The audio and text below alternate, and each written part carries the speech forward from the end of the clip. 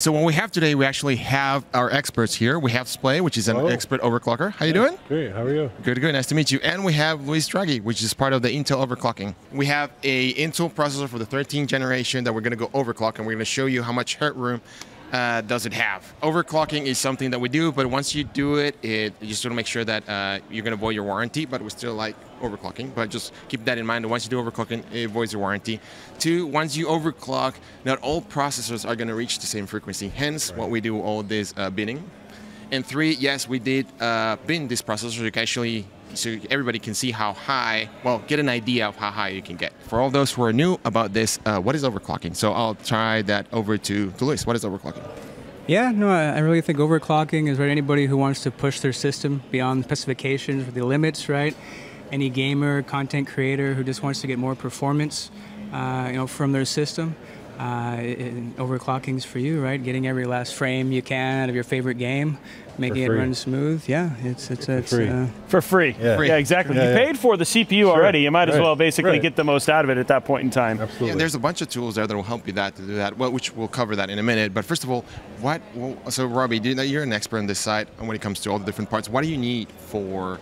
What are the components that you'll need for overclocking? Well, I mean, if we weren't doing liquid nitrogen overclocking, you need a lot of cooling. And some people think it may just be something like a custom liquid-cooled system, but you can actually do it with a very, very powerful, both air cooler, right? Because we've done that with that, and we've done some overclocking even on the 12900K with like a U12A, the Ice Giant, and then even a really big AIO like a 480 millimeter or a really thick or overly powerful 360 millimeter IO.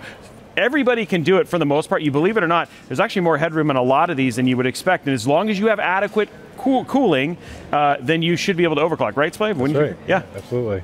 Good cooler.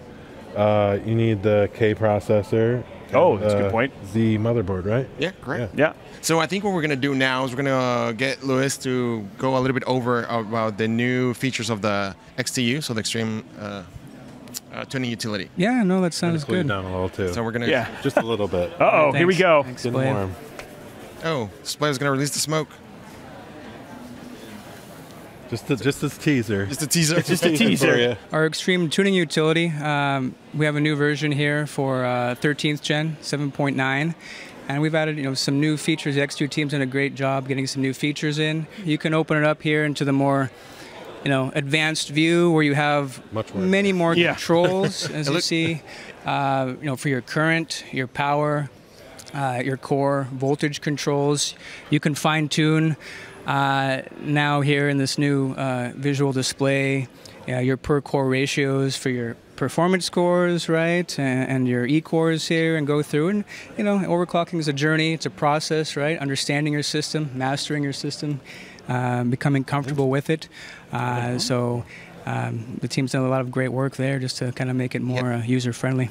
All right, so it's bubbling. So do we want to try a quick or one-button overclock? Yeah, give it a shot. Sure. Yeah. Well, let's go back here. Give you a little temp. He's going to give you a little fix, little. Just a sample. So wait. So how do we see what we are at, and then we're So right now your default. This is your all-core turbo. So when all your P cores are active, the default is 5.5 gigahertz. So when all your E cores are active, it's 4.3. So just by coming in here and hitting automatic overclock, you're going to see that 4.3 go to 4.4, right? And it gives you an additional 20 millivolt offset. And like I said, just a beginner's view right here, right? Just a little nudge. Yeah, and then from there, right, you have to go and learn about your system and your platform, your silicon, and fine-tune it to get the most out of it. And then why the placement of these fans? Like I noticed, I mean, this one is obviously pulling it, but it's not over, etc. So it's worth just kind of pointing that out.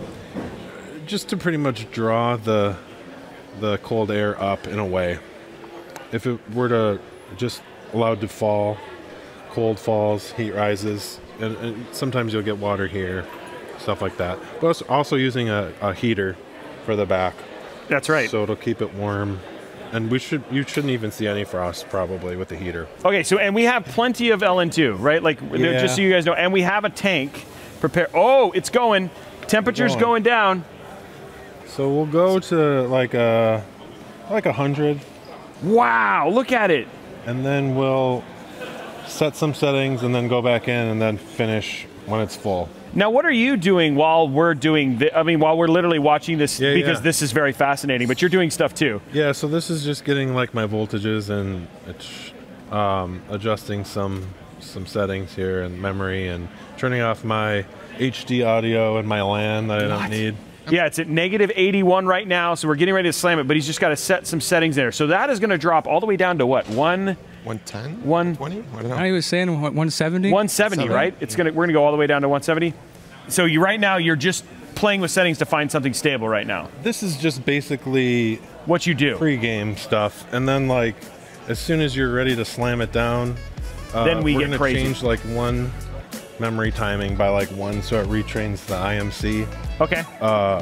So that sometimes there's some cold issues with the memory controller. Yeah, that makes sense. Yes. When it retrains, once it's fully cold, we should be good to go. It's funny because I just got finished the IMCs and playing with now with DDR5 and all that sort of stuff. This is DDR5 or DDR4 board? This is DDR5. Okay, so yeah, that's like a lot with there's a lot they've had to relearn because of the IMC changes, right? Absolutely. Yeah. And we have the new XMP 3.0 for DDR5, right? So we're pushing XMP. Now we're getting magical, guys. 120, -130, -134. It is going down. If this was a stock price, this would be really bad right now, but it's not. It's not that far from 150. Let's keep going. Okay, you need another pot. You need another one. Almost. Almost. We're almost ready with pot number 2. And it's you hear that sound? That's the sound of magic, ladies and gentlemen. Ooh, Roby, look. Bacon. The temperature. 180. Oh, we're at -190. So -192 right there. Good to go. And we are, it is now it'll kind of keep water, right?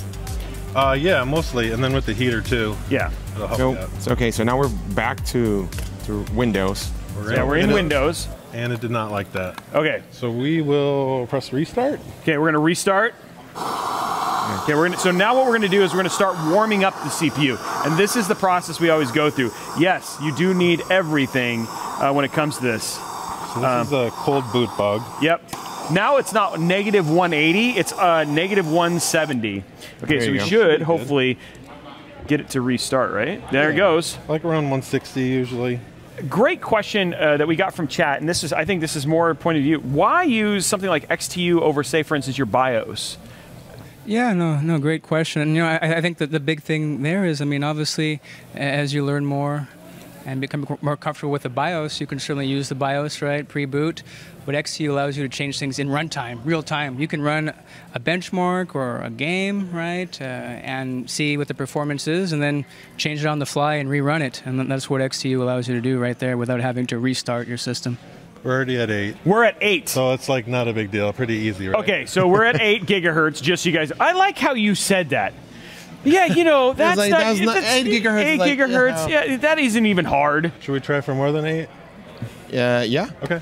Oh, Yeah, I need a little to torch us. Oh, okay, torch it. A question for you guys, Roby. So what is the power draw from this? Or like what type of PSU would you need for this? Like how much power does it need to get there to get this overclocking? I just always buy 1,000 watt, just because you're good for like a newer graphics card, stuff like that. You can never have too much power. What would you say? Yeah, no, 1,000 is usually a good choice, especially if you're overclocking. As You're doing a great job. You're adding these high-power graphics cards, right, in combination with CPU, right? So you want to make sure it can run stable and has the power delivery. There we go. Okay, we're on. She's back. Woohoo! Okay, now we're dumping it again. Someone in chat was asking, they're like, well, what are you overclocking? Well, guys, this is an i5 106, just kidding. No, this is the i9 13900K, and we've already hit 8.1. So we've hit 8.1 gigahertz. We are doing full LN2 extreme overclocking. Extreme. We're at -195. So what he's doing right now is he's currently working on choosing a different core. Due to how the processors are built, the different cores perform differently. So he's trying to go. I think he already zoomed in one, but he's trying to figure it out. Yeah. What will be the perfect setting in order to reach that 8.2 that we're looking for? Like Roby said, we already reached 8.1, which is pretty impressive. But he's just having a lot of fun. We can do more. That's what we're doing right now. We're at Splave right now. We are at 8.2. We are at 8.2, guys. Woohoo! Ooh, and it is all right, high fives for the boy band. Okay, I just put it. Okay, 8.2. Anyway, guys, that is it for this segment. I hope you enjoy this. You know, it's a great insight and a great opportunity to see something not a lot of people do, but you guys keep seeing stuff where it's like world record 8 gig, world record 12 gig, world record bajillion gig. This is what they're doing when they're doing that, and they have to film it to do the you know, the official ones and stuff like that. And then usually you'll see those show up on Cinebench runs or whatever it was to basically make sure that that is sealed, signed, and delivered, right? Yeah, all those top numbers that you're seeing that you're running against, it's probably this guy right here. Exactly.